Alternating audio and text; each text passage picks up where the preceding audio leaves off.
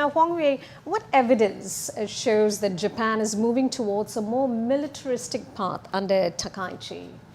Yes, Gas. Multiple clear and interconnected developments indicate that Prime Minister Sanae Takaichi is steering Japan further along a path of militaristic resurgence, spanning diplomacy, nuclear policy, military expansion, and ideological shifts.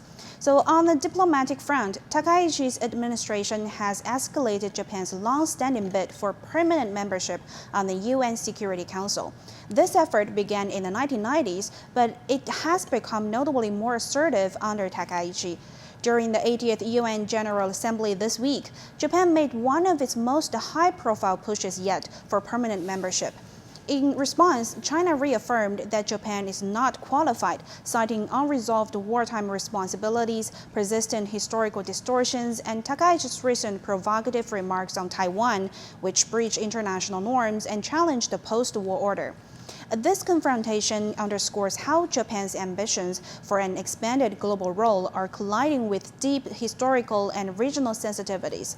Second, Takaichi is seeking to revise a core foundation of Japan's post-war security identity, the three non-nuclear principles, which were established in 1967 and reaffirmed for half a century. Her proposal targets the no-nuclear introduction rule, which has long prevented U.S. nuclear-armed vessels from entering Japanese ports.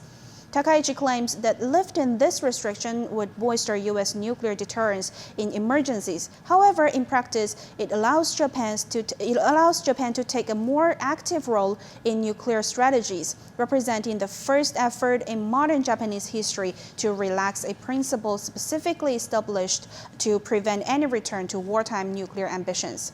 Third, Takaichi has long advocated major changes to Japan's post-war pacifist structure.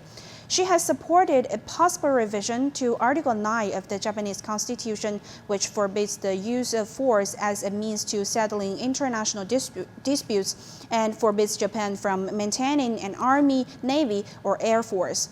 She also proposes to rename the self-defense forces as a full national defense army and even restoring pre-war military ranks. That is a move that many believe would alter Japan's domestic legal framework and have profound implications for the security architecture of East Asia.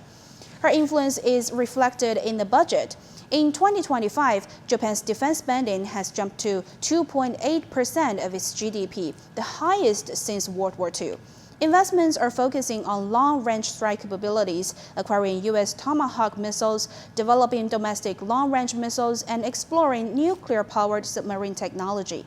This marks a significant shift from a purely defensive posture to a force structure aimed at a more proactive and extended operational reach.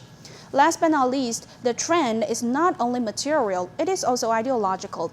Takaichi has supported historical revisionism within the education system, backed right-wing groups seeking to rewrite wartime narratives, and endorsed attempts to bring the pre-war imperial rescript on education back into classrooms, an instrument once used to promote militaristic loyalty and unquestioned nationalism.